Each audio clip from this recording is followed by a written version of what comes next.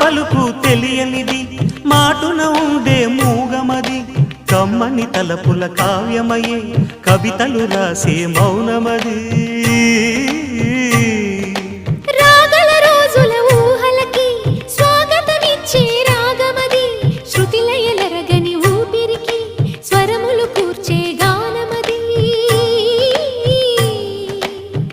ఋతువుల రంగులు మార్చేది కల్పన కలిగిన మది భావం బ్రతుకును పాటగా మలిచేది